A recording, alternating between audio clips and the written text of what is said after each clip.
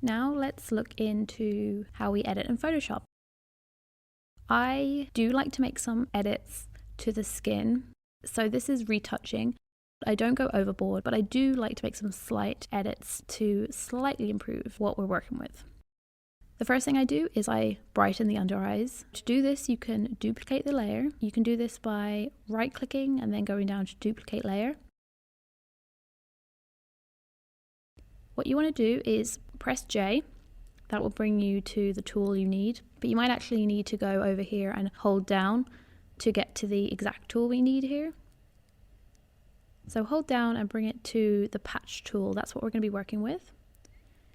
Then you simply take part of the under eye and the part that you want to brighten, and then you click that part and then slide it, and this is where you're going to be brightening the under eye. Now right now it looks quite extreme, but we're going to be tweaking that. It's going to brighten this part of the eye, so slide it to a part of the skin where it's brighter and you're happy with this. It's obviously much too extreme right now. In the blending mode section, take it to lighten, and once you've done that, you can go to the opacity slider and bring the opacity down, because we're not going for perfect here. It's got to look natural and you want it to be natural. So take down the slider slightly and see what looks natural and looks good. So I'm pretty happy with that. To see the before and after on a Mac, you go Alt and then you click the eye and it will hide every other layer apart from the layer that you clicked. So next, make a new layer, because now we're going to take away some of these blemishes. Now this is all relative. Sometimes I won't edit my spots at all. I'm trying to do it less and less because I do think it's important to show what people really look like, and that includes blemishes. But I'm going to show you now how to take out spots, because, you know, I guess a spot isn't a permanent part of someone. I don't think it's unethical to retouch the skin in this way. Right now we're working in a new layer, which is really important because if you make any mistakes, you can simply delete the layer. You're not making permanent changes to the original image. These are just layers on top of the image. Let's get editing these blemishes. So hold down where we had the patch tool and go into the healing brush tool.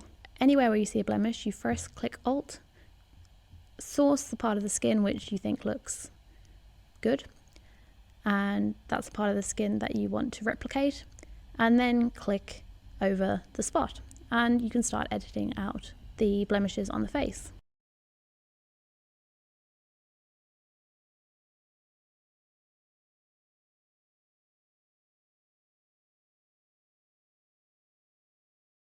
So this works pretty well as a beginning, but you can also then go to the clone tool by clicking S. This will bring you to the clone tool, but you might also have to go over to the tool section and make sure that you're on the clone stamp. So you use the clone stamp to take out any of the tricky areas. For instance, even though I use the healing brush tool, it's not quite taken away the redness of this spot. So I'm going to use the clone stamp. So the clone stamp is painting over this part of the image with another part of the image. And again, you use it by clicking Alt, sourcing the part of image that you want to paint, and then brushing over it with your mouse by clicking. So I like to try to do ethical editing. I'm not doing these huge edits. I'm not changing the structure of the face. I'm not airbrushing or using frequency separation. Not to say that you can never use that. It depends on your own style and it depends on who your client is. But definitely for social media posts, for instance, and when you're editing, I think like bloggers or portraits, I really think it's better to do the retouching, but not to go overboard, not to airbrush people's faces, not to change people's too much, definitely not to make people look unrecognizable or to change the structure of their face. So that's why I do these small edits. I'm editing out spots, I'm brightening the under eyes, but I'm not completely changing someone. So I'm going to fast forward through this because you have an idea now of how to do it, and it does take a little bit of time. And I'm also going to show you how you would remove something out of the background. This is a very small example. There's not too much in the background of this image, but you can see here there's some sort of black spot on this wooden beam. And this would be a simple case of using the clone stamp tool and painting over it so that it's basically becomes invisible, and now that distracting part of the image is gone. This is a very, very simple example, but you can do it with more complicated things. It'll just take a longer time to get it right. And then you can see the before and after. I've taken out some spots, I've brightened the eyes, and it's looking nice. Now I want to even out the tones of the face. So what I'm going to do is use the eyedropper tool to select a part of the face where I know it's the right kind of color, it's the right skin tone for this person. And then I'm going to go to Layer, New Fill Layer, Solid Color, click OK. So now you want to click here on the layer mask and you go Command I or Control I to invert it. So now it's invisible at the moment. But what you want to do is choose a white brush, and now you're going to paint back on the visibility. By using this white brush but working on the layer mask, you're bringing back the edit you've made. So here you can see I'm bringing it back. Now this looks ridiculous at the moment, but that's because you're going to see what I'm doing now in a minute. I'm painting it back on. Now I realize that it's an opacity 50% and actually I want it to be 100%, so I'm just going to change that, and I'm going to put the blending mode to color, which is the blending mode I'm going to use, but again this is still too extreme, but for now I have it at 100% so I can see where I'm painting. So yeah, you want to paint the full face or whatever skin is visible in your image. This is to even the skin tone so that you don't have parts of the image that are a different color because of the lighting or whatever. So now you've done this, it's too extreme at the moment, so you're going to go to opacity and you're going to bring down the opacity. So I'm bringing it to about 40% maybe. It's kind of hard to see in this screen recording, and even in real life it's not too much of a difference, but it is making a little bit of a difference and it's evening out the skin tone. And you can also click into the layer mask and then see what spots you've missed. Sometimes it's easier to do this. So you do that by pressing Alt and then clicking into the layer mask. And with this, you definitely don't want to get the whites of the eyes. The whites of the eyes should remain white. And then around the lips, you also want to ensure that you're not coloring in the lips. So to do that, you can put your brush on black and then paint around the areas that you don't want it to be. So you can do that around the eyes, you can do that around the mouth, anywhere else where you think you might have accidentally painted it. Make sure to go over with black to erase it, basically. So there you have it. There's some basic edits in Photoshop, and next we're going to go into color grading.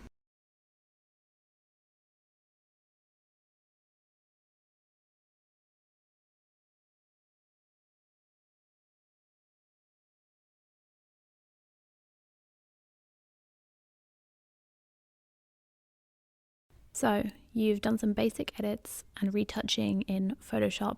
Now it's the time to do some color grading. So you've already done a little bit of color grading, but we're actually going to go now and do it in Photoshop. So you have a lot more power to edit the colors of your image in Photoshop.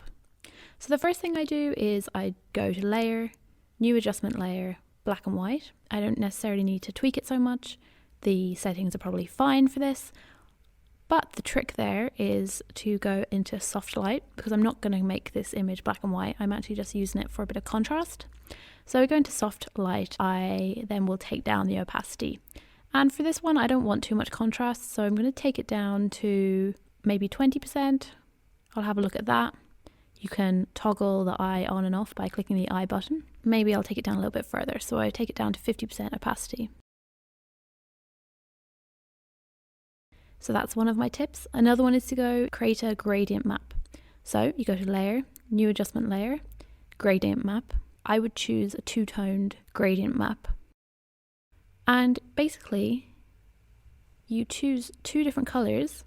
This maps out the image so that the dark parts are one color, and then all the way up to the whites go into the other color that you set. So I play around with this, again, keeping in mind the vibe I want from the photo. Maybe I might try a bit of pinks and purples for this and see how this looks. So what we do is we go into the blending mode, and again, I change it to soft light. You can have a play around with the different blending modes, but soft light seems to work well for this one. And that's looking quite nice now. So I've just added some pinky tones here, and I've taken the opacity all the way down to 10%. I might actually change it. So I'm going to put the opacity back up to 100% so I can see what colours I'm introducing here, because I think it was looking a bit too pink. So I'm going to play around with some other colours. As I said before, that's what you want to do with these kind of things. You just want to experiment with different colours and see what works for your image. So now I've got a kind of bluey purple going into a yellow. And again, I've taken down the opacity. So I think I'll go for a 30% opacity. So you can see here I'm toggling it on and off. So this is the difference that that layer is making. So just one layer has already really introduced some interesting colours into this. And if I go down to the bottom layer, the original layer that we got from Lightroom, and I click Alt and click the eye, then we can see all the different changes that we've made. And one thing I'm also going to do that could be quite useful is I'm going to group my retouching layers. So you select the layers you want to make into a group, and then you right click and you create a new group from the layers. That way you can actually just toggle the retouching layer on and off, so you can see those adjustments on their own, the difference it makes. And later on we will do one for the colours. So another thing I do is go to selective colours, and again, as with everything, it's all about tweaking. So I'll go into the reds maybe, tweak those. Yellows, tweak those.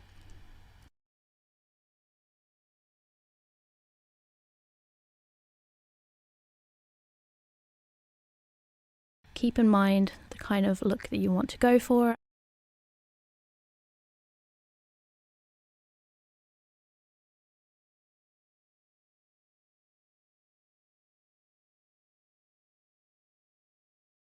So I'll toggle the eye on and off to show you the difference that that adjustment layer made.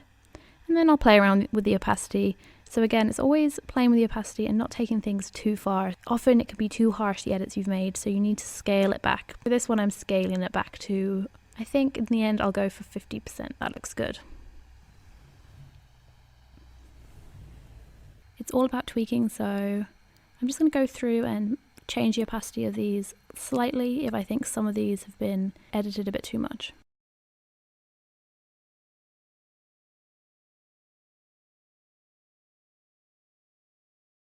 So now I'm going to select all the color grading layers, and I'm going to make a new group from layers. So now you can see those are my color grade edits.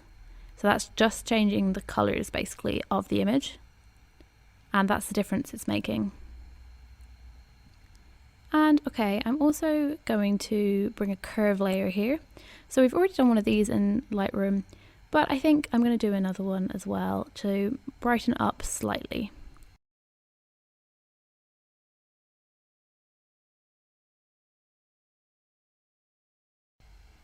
And again, I'm going to play around with different blending modes.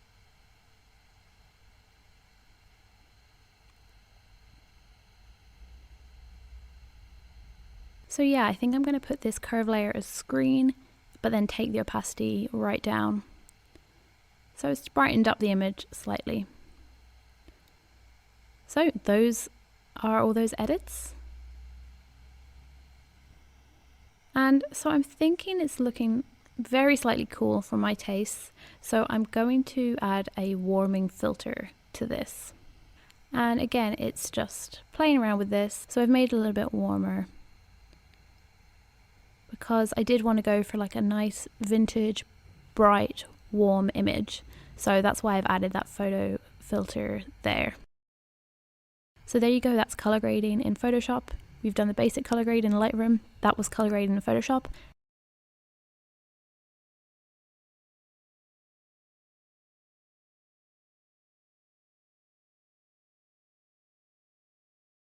And now the photo is almost complete. So let's go to the next class where we're going to sharpen it and then save it.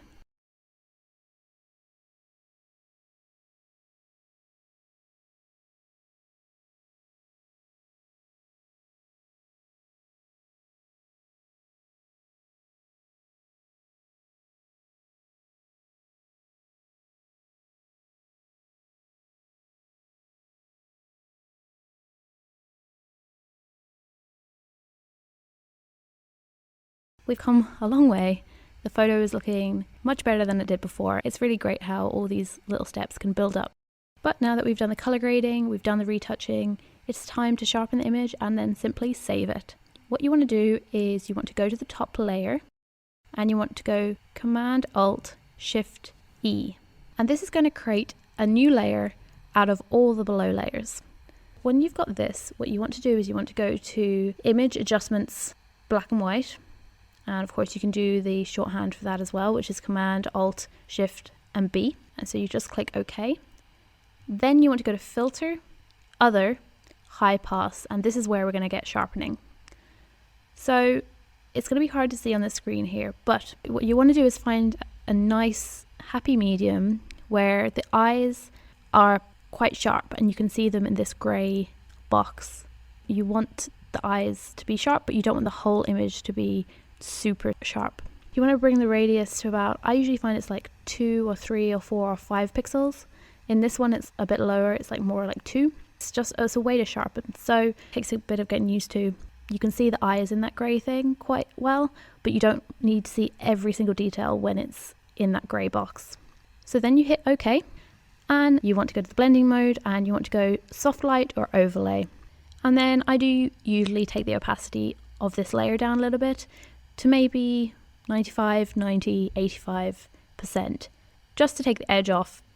It might be hard to see on the screen, but what I've done here is sharpen the image, and when you're working on your own image, you'll really be able to see the difference when you zoom in. But do make sure to zoom in when you're sharpening because you need to see it at 100%.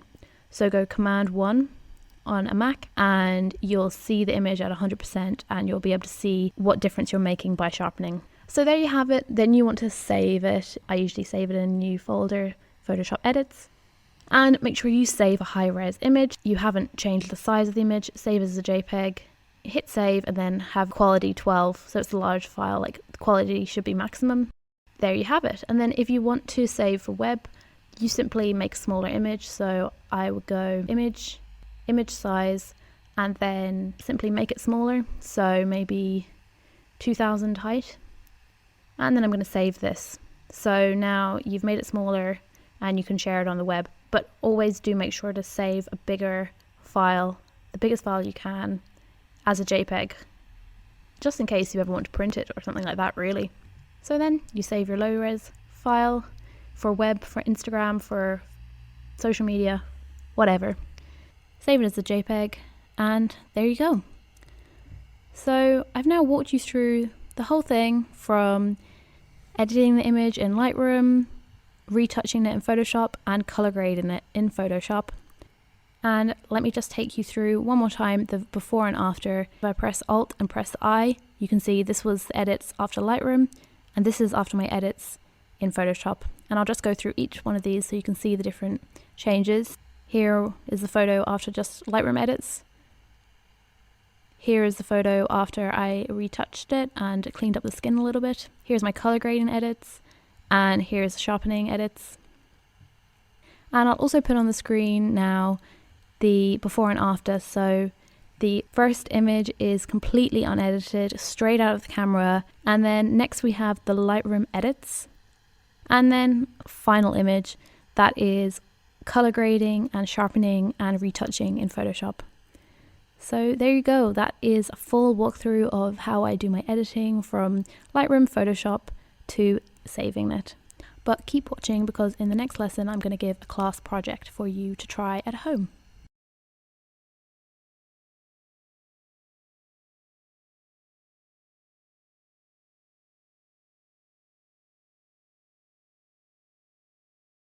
So there you have it. That's how you edit a photograph from start to finish using Lightroom and Photoshop.